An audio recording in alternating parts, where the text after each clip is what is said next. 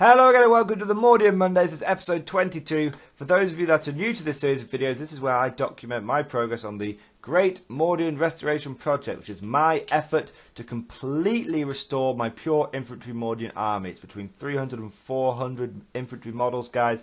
It's the main army for this channel, but it is in a sad state of repair. It's been built up over many years. When I first got into 40k, I had no interest in painting properly. I never base coat my models. I didn't use two thin coats of paint. I often just painted over old schemes again and again and again, and created the scientific term potato face, which is where you can't actually see any of the features on the model. It was bad. It is bad. But this is my penance to the Emperor, and I am stripping down, repairing, rebuilding, repainting that entire army. And this is what this video is all about. So we talk about the painting progress, we talk about the tactical decisions behind why I've picked those models. If there's any fluff developments for the regiment, I am doing a bit of a fluff section here. Then we talk about that as well. And yeah, and we also do some general 40k chit chat and tactics. So this video is for everyone. It's not just a hobby video, guys. You should stick around if you also want to be interested in some tactics and some thoughts and some what you're likely to see in the rest of the week as well. So, without further ado, let's crack on with today's video. So this week I painted up a priest. This is the second priest for the army, and this marks the completion of the main characters for the second platoon. Platoon in air quotes. You see, I organised my army into platoons, like the old traditional style of guard play. So I have 6 infantry squads, you know, company commander, a lord commissar, junior officer, and a priest, plus support elements in each platoon. But in terms of gameplay, what does this mean? It's a battalion. So I call a battalion a platoon. It's the same thing. It's just it's a throwback. It's a bit of fan service to the old way of doing the guard force organisation chart. So yeah, I only got one model painted this week, so I will hold my hands up and say I am behind. I'm probably behind schedule at this point. I was hoping to get all of second platoon finished before the end of the new year, but that's like 1 month away, and it's taken me 2 weeks to do 2 characters. To be honest, real life stuff does leak into it. I do try and do my faith and service to the Emperor, but real life stuff does leak into it. It's the classic end of year rush, guys, at work. That's pretty much what it is. I'm still getting models painted, but I like to spend a lot of time on my characters. I like them to stand out from the rest of the army, so I put a lot of effort into them, and as a result, they do take a lot longer. So there we go. I'm not sure what I'm going to be painting next. It may be another infantry squad. It may be something else. In terms of painting on this guy, I've had a lot of people ask me, what do I use for my dark skin tones? People have been saying they've been trying to use like purple washes and stuff. Madness, right? I'll tell you the easiest way that I do my dark skin tone is I use gold Gothic brown for the skin, and I wash it in Nolan oil. That is it. That is it, guys. I'm sure there are better ways of doing it, but I found this to be a very quick, effective way of doing dark skin. So there we go. I've also wanted to just talk about the assembly of this model. It looks like it's a one mold, single piece model. That's what I'm trying to say, single piece model. It's not actually. It's got 3 pieces. The backpack comes separately, and so does the hand with the chainsword. Now I have to say, I had real difficulty with the hand with the chainsword. It would not glue on. And if you look on the picture, well, any of the pictures you can really see it, but the one that's coming up after this one, you can see it's kind of rough around the wrist area. I had to use green stuff, well, milliput, to get it to stick. So it was definitely a tricky connection, that one. And then the backpack also would not stick on. Even with a socket, there didn't seem to be a lot of touch points for the super glue. So what I ended up doing is just lathering as much of the back in super glue as possible, and then laying the model on its back and using the weight of the model to act as a press to seal the backpack onto the model, and that worked fine. I went away and came back an hour later, and it was all good. The rest of the model is monopose.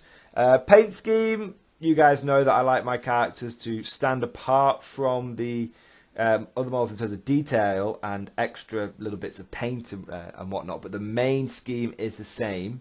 That's obviously due to the fluff of the regiment, where, you know, the regiment's basically been taken over by a combination of the Ecclesiarchy and the Commissariat, and they're repenting for their use of psychers in the past. The fluff's coming along, but I'm not going to repeat what I've already said, guys. Essentially, there's a fluff reason behind repainting the Mordians, as well as a real world reason as well. Should say I've had a couple of comments say, what do I use for the gold? I use Genna gold on my models. I know a lot of people use, is it Retributor gold? It's a lot brighter. I prefer the darker gold. I like dark colour schemes, to be honest. I like bright ones too, but this is my first time painting a dark one, and it's quite nice, to be honest. It's interesting taking something very dark and brightening it up. Speaking of which, the highlights in this model really came out well. The highlights and the dry brushing came out really, really well. In terms of edge highlighting, I did the bottom of the robe and the sleeves of the robe, and the hood. The rest of it's dry brush, guys, and there's lots and lots of creases on the model, which means that the robes come up really, really well. I actually think this is probably new personal best in terms of getting those that dry brushing and highlighting up to par.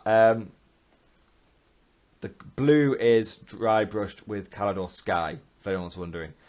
I don't really edge highlight the blue, interestingly, and I haven't edge highlighted any of the other colours.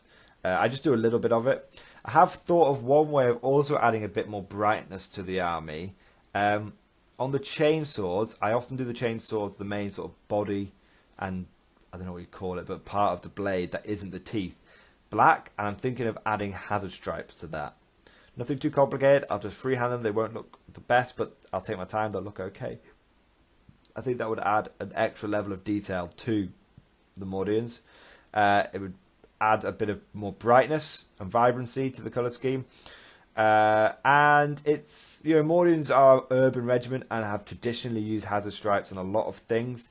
And also, inevitably, I will be doing tanks, because I have a lot of lean musters. I'm not just going to leave them in the old colour scheme. They're all going to get brought up to par. Infantry first, tank second. Inevitably, I will be doing tanks, and I probably want to use hazard stripes on there, so it'll be a nice little colour coordination, extra detail between the tanks and the infantry, apart from obviously the main scheme. So that would be nice, and hopefully that is the plan. What do you guys think about the inclusion of hazard stripes? So that's the painting side of things, the modelling side of things. Tactics. Okay. So I have been including priests for fluff reasons, but I've also been finding them very effective either as assault against armies which aren't good at close combat. So, for example, guardsmen one-on-one won't beat Tau statistically. They're exactly the same. One hits slightly better, one has better armor save. But by adding a priest in there, you just double your damage output. You can just beat Tau in close combat, which doesn't sound like obviously a great achievement, but it genuinely Tau and Guardsmen are statistically the same, and then suddenly you completely outclass them. That's noteworthy. Also allows you to Elder as well. For example, a lot of Elder they shoot great, but they're only toughness 3, most of them. So the ability to just chop them to pieces is definitely worthwhile. I learned that from my Gene Stealer call. Having the ability to chop the hell out of armies which want to try and shoot you is really important. We also talked about anti-meta tactics with the Mordian Iron Guard in last week as well. It's becoming also, if you get tagged by a unit of in combat and you might not necessarily be able to fall back, you want the ability to be able to counter assault. Now the ability to counter assault is going to become really important, guys. Really, really important. I will do this in depth in another video. It's already been on the rise, but there's a disturbing amount of abilities coming out which stop you from being able to fall back. Just stop you from being able to fall back. And if we can't fall back in the guard, that means we can't shoot. Now, Valhallans can shoot into combat, okay, but they're not using first rank fire, second rank fire to do that, and they can't do it on their tanks, which is not ideal. And Destroyers can shoot, the unit that's in combat can shoot, but that's also not that good, because if your unit's been stuck in combat, there might only be a few people left in that unit, and if it's not, it's like one squad of guardsmen You know, if the enemy's just taken a Death Star, tagged a squad of guardsmen, not killed them, you've got one squad of guardsmen that can try and repel the enemy. You do have choices as Vestroyan and Valhallan. Definitely got more, you know, definitely got a leg up on the rest of the regiments. But I think the ability to be able to charge in and counter assault is going to become absolutely vital. I don't often say this, but if you, and because I appreciate people's financial situations, but if you can, go out and buy a priest or scratch build one or something. I really recommend you get your hands on one priest. That's all you. It's all it might need to be, but it's an insurance policy. Just a single priest, and you keep him near a bunch of counter assault units. We'll talk about it in much more depth and reasons why and abilities to look out for later in the week.